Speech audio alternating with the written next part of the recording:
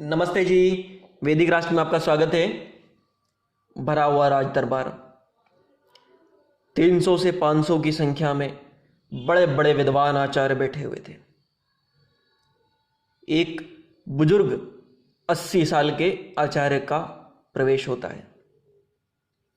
आचार्य कहते हैं और उनके शब्द पूरे राजसभा में गूंज उठते हैं कि राजन, अगर 6 मास के भीतर आपके बच्चों को मैं व्यावहारिक ज्ञान का विद्वान नहीं बना देता तो आप मेरी मुक्ति का मार्ग रोक दीजिएगा, मुझे सरेआम फांसी पर लटका दीजिएगा, मेरे प्राण अंत कर दीजिएगा। मैं आपको वचन देता हूं कि आपके जो बालक जिनका आप दावा करते हैं कि उनको व्यावहारिक ज्ञान में कुछ नहीं आता और उनकी शिक्षा ही नहीं हुई है, ऐसे व्यावहारिक ज्ञान ना आने वाले बालकों को भी आपके इन विद्वानों के समकक्ष व्यावहारिक ज्ञान में बना दूंगा मात्र 6 मास के भीतर। सभा में सन्नाटा छा जाता है। पूरे आर्यावर्त में एक संदेश फैल जाता है कि किसी आचार्य ने ऐसी चुनौती भी दी है दक्षिण के राजा को, और उस चुनौती को, दक्षिण के राजा की ऐसी चुनौती को किसी आचार्य ने स्वीकार कर लिया है। वह आचार्य जो पूरे भारतवर्ष में फेमस थे, उस समय पूरे भारतवर्ष में प्रसिद्ध थे, नाम है आचार्य विष्णु शर्मा। हम बात कर रहे हैं आचार्य विष्णु शर्मा के ग्रंथ पंचतंत्र की, और पंचतंत्र के उस दावे की जो सत्य भी सिद्ध होता है। कई साल हो गए, लेकिन भारत में सतत रूप से पीढ़ी दर पीढ़ी पंचतंत्र की मूल कहानियां व्यावहारिक ज्ञान देते हुए पीढ़ी दर पीढ़ी लगातार पीढ़ियों को व्यावहारिक ज्ञान देते हुए आई। पिछले कुछ दशकों में शायद यह परंपरा कम हुई और लोग व्यावहारिक ज्ञान से दूर होने लगे। हमारा यह छोटा सा प्रयास अपनी उस परंपरा के लिए, अपने उस व्यावहारिक ज्ञान के कोश के लिए जिसको आप जाने और व्यावहारिक ज्ञान की शिक्षा लें। आइए, श्रृंगाल दुंदुभी कथा का दूसरा भाग मित्रभेद नामक प्रकरण के अंतर्गत अभी हम चल रहे हैं। लगातार पंचतंत्र के पूरे भाग, अंतिम भाग तक हम हर कथा आपके समक्ष लाएंगे व्यावहारिक ज्ञान को समझाते हुए। आप हमारे साथ इस यात्रा में चलिए, पंचतंत्र की कथाओं से शिक्षा लीजिए। पिछले भाग अगर आपने नहीं देखे हैं तो उनको देखिए, और अगर आपने या आपके मित्रों ने इनको नहीं देखा है तो उनको भी शेयर कीजिए। आइए विषय की ओर चलते हैं, आगे चलते हैं। अब जब पिछले भाग में उनकी वार्ता हो रही थी कि आप अगर ये कर देते हैं तो मैं आपको मंत्री पद पर नियुक्त कर दूंगा, मैं आपसे पुनः कह रहा हूँ, पिछले भाग अगर आपने नहीं देखे हैं तो एक बार देख लीजिए। आइए आगे बढ़ते हैं। पिंगलक द्वारा प्रदत्त अधिकार को प्राप्त करते ही दमनक दौड़कर संजीवक के पास गया और डांटते हुए बोला, अरे दुष्ट वृषभ अर्थात दुष्ट बेल, इधर आओ, महाराज पिंगलक तुम्हें बुला रहे हैं। इस वन्य प्रांत में निर्भय होकर तुम यहाँ व्यर्थ क्यों चिल्ला रहे हो? दमनक की बात को सुनकर संजीवक ने कहा, भद्र ये पिंगलक कौन है? दमनक ने कहा, अरे अभी तक तुम महाराज पिंगलक को नहीं जानते? कुछ देर यहाँ रुक जाओ, फल प्राप्ति के बाद तुरंत समझ जाओगे, अर्थात जब दंड मिलेगा तो समझ ही जाओगे। यहीं पास में ही शीघ्र समस्त वन्य पशुओं से परिवेष्टित पिंगलक नाम का शेर बैठा है, जो इस वन का राजा है, स्वामी है इस वन का।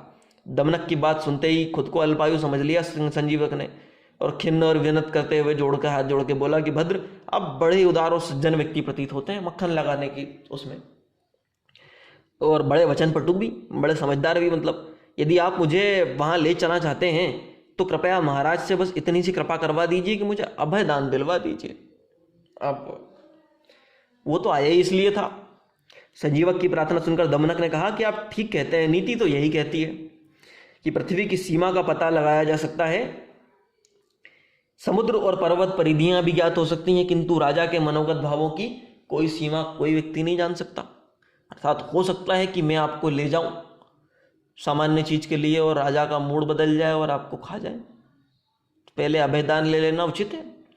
आप यहीं बैठे रहिए, मैं राजा के भाव को देख के आता हूं, तब तक आपको फिर ले चलता हूं। संजीवक को वहीं छोड़कर दमनक ने पिंगलक के पास आकर कहा कि महाराज, वह कोई सामान्य जीव थोड़ी है, भगवान शंकर का वृषभ है, महावृषभ नंदी। मेरे पूछने पर बताया कि भगवान शंकर ने संतुष्ट होकर उसे कालिंदी के किनारे कोमल तृणों को चरने का आदेश दिया है, और साथ ही साथ इससे अधिक क्या कहूं, यह भी कहा है कि भगवान शंकर ने संपूर्ण वन यह उसे प्रदान कर दिया है। अब विहार करने की अनुमति के साथ उसे प्रदान कर दिया है। पिंगलक तो भयभीत हो गया सुन के। ओह, यह बात मुझे अब ज्ञात हुई। देव कृपा के बिना एक साधारण तृणभोजी हिंसक पशुओं के इस वन में निर्भय होकर क्यों गरजता घूम रहा है? अच्छा, तो उसको यह कथन तुमसे सुनकर तुमने क्या कहा उसके इस कथन को सुन के। अब इसने जो है वहाँ भी जाकर उसको उधर भी आग लगा दी, उसको भी डरा दिया। आगे क्या होता है सुनिए।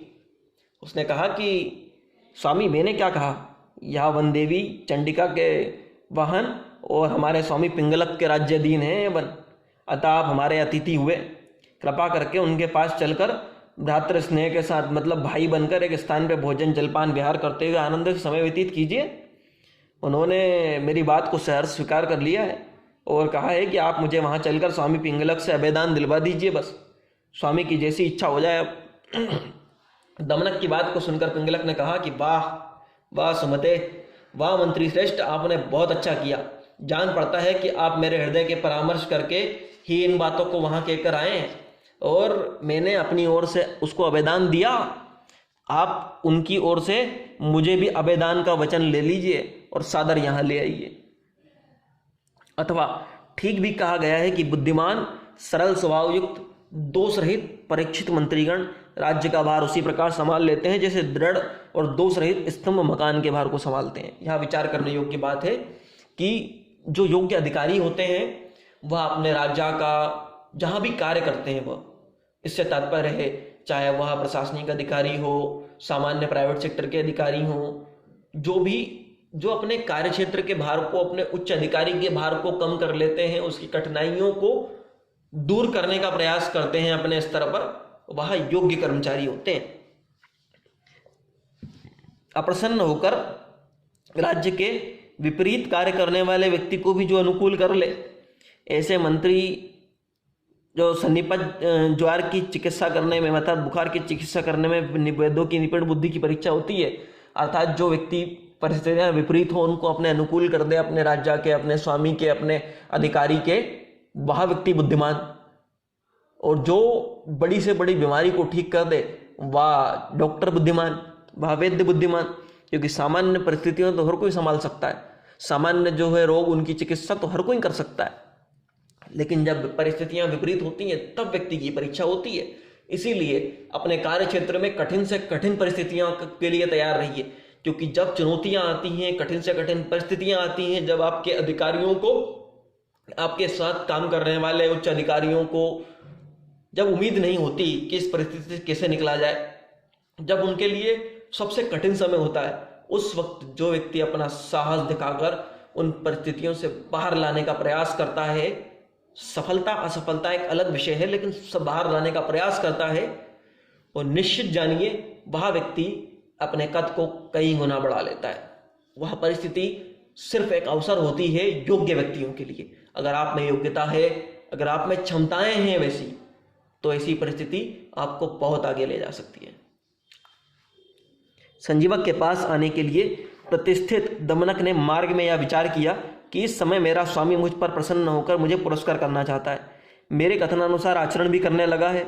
इससे बढ़कर कोई दूसरा भाग्यवान मेरे जैसा नहीं है, क्योंकि सर्दी की ऋतु में गर्मी, अग्नि अर्थात ठंड में अग्नि, और समय पर प्रिय व्यक्ति के दर्शन, और राज सम्मान, और सुंदर और सुपाच्य भोजन, ये चार चीजें जो है अमृत तुल्य सुखकारक वस्तुएं हैं, और ये किसी भाग्य वाले को ही मिलती हैं एक साथ।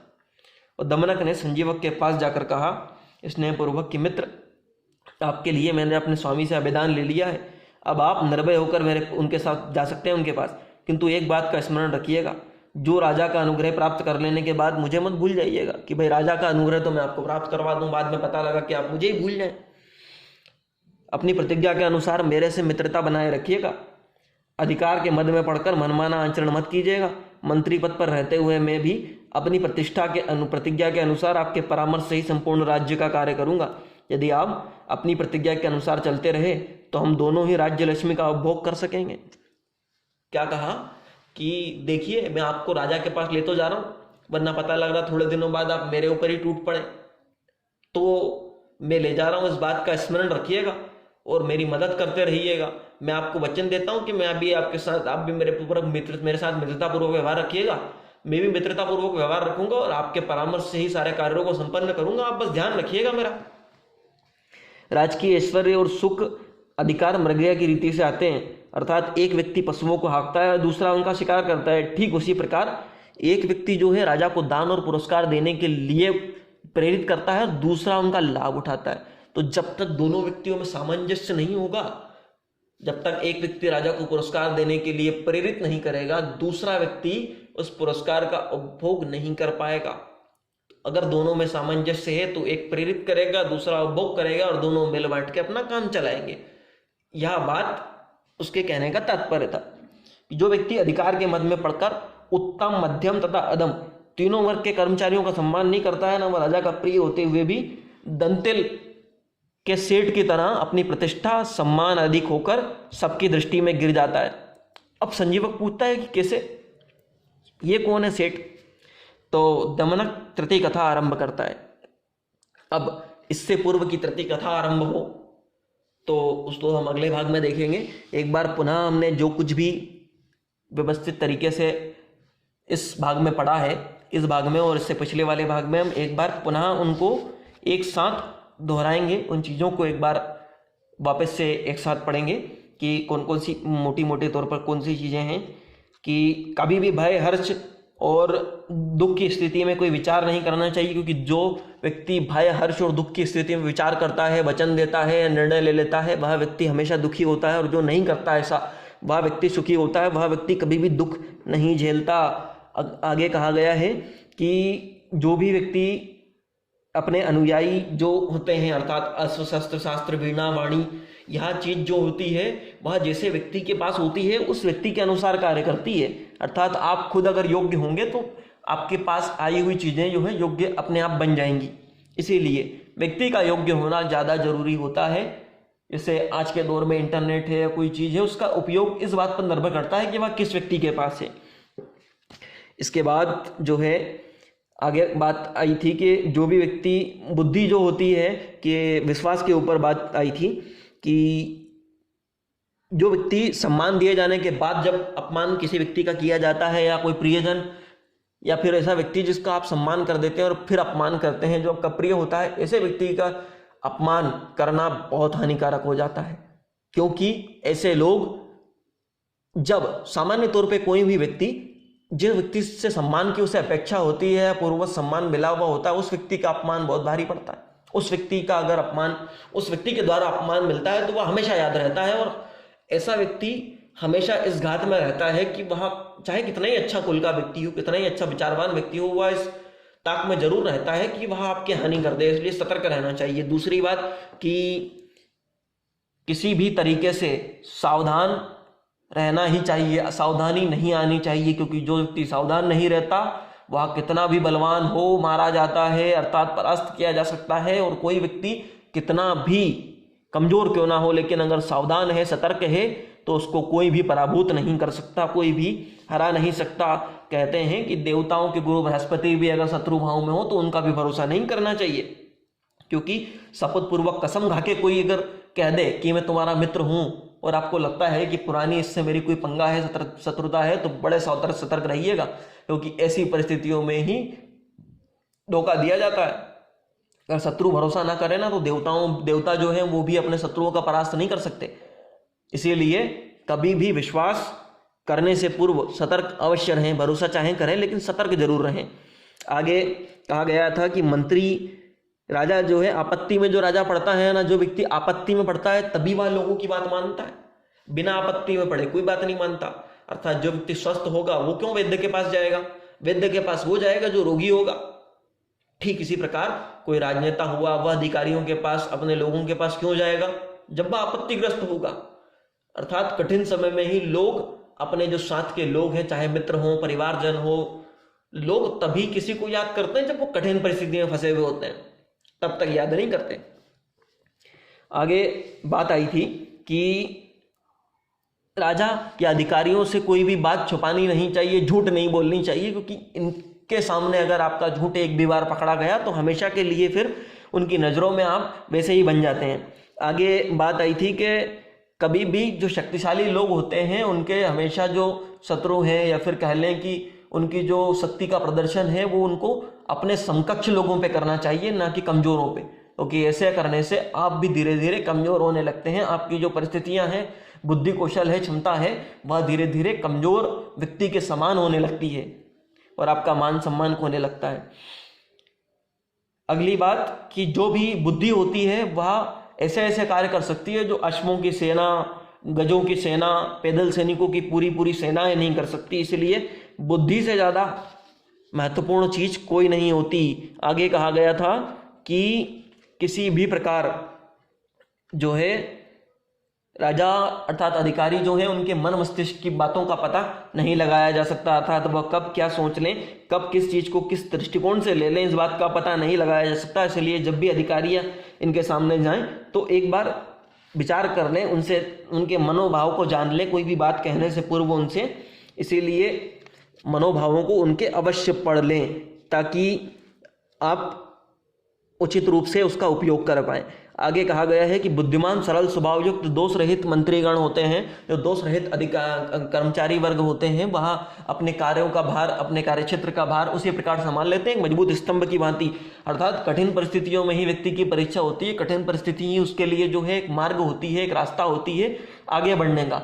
अगर वह कठिन परिस्थितियों में स्थितियां संभाल सकता है तो उसके जो अधिकारी हैं, उसके कर्मचारी हैं, उसके कंपनी के मालिक हैं, प्राइवेट सेक्टर की बात करें, सरकारी सेक्टर की बात करें तो जो राजनेता है या सरकार है, उनके लिए वह व्यक्ति उपयोगी होता जाता है जो कठिन परिस्थितियों में चीज़ों को संभालने की क्षमता रखता है। इसलिए अपने आप को कठिन से कठिन परिस्थितियों के लिए तैयार रखें, क्योंकि व्यवहारिक जीवन हो, व्यक्तिगत जीवन हो या कार्यक्षेत्र का जीवन हो, कठिन परिस्थितियों में जो सबसे अच्छा प्रदर्शन करता है, यकीन मानिए वह व्यक्ति पहले जैसा नहीं रह जाता, वह उससे कई गुना आगे बढ़ जाता है कठिन परिस्थितियों के निकलने के बाद ही। इसीलिए अपना पूरा सामर्थ्य उपयोग करना चाहिए कठिन परिस्थितियों से बाहर निकलने के लिए। आगे बात कही गई है कि अधिकार और सुख मृगया की रीति से आते हैं, उन दोनों की आपस में बातचीत हुई थी। इसीलिए एक व्यक्ति प्रेरित करता है राजा को दान देने के लिए, तो दूसरा व्यक्ति उसका उपयोग करता है। इसीलिए सामंजस्य बना के रखना चाहिए। अगली बात आई थी कि अभी कोई भी व्यक्ति हो, अधम, मध्यम, उच्च कोटि का, कभी किसी का अपमान नहीं करना चाहिए। क्यों नहीं करना चाहिए यह बात अगले भाग में हम देखेंगे। इसी तरह की और प्रेरणादायक कहानियों के लिए, महापुरुषों के जीवन परिचय के लिए, वैदिक भजनों के लिए, वैदिक लेखों के लिए वैदिक राष्ट्र यूट्यूब चैनल को लाइक करें, शेयर करें, सब्सक्राइब करें। अपने कीमती सुझाव, आपको यह कड़ी कैसी लग रही है, किस तरह की बातें और आप चाहते हैं, अपने कीमती सुझाव हमें कमेंट करके अवश्य बताएं। नीचे नंबर भी दिए हुए हैं, उन पर व्हाट्सएप भी आप कर सकते हैं अपने कीमती सुझाव। तो हमें अपने कीमती सुझाव अवश्य भेजें। धन्यवाद।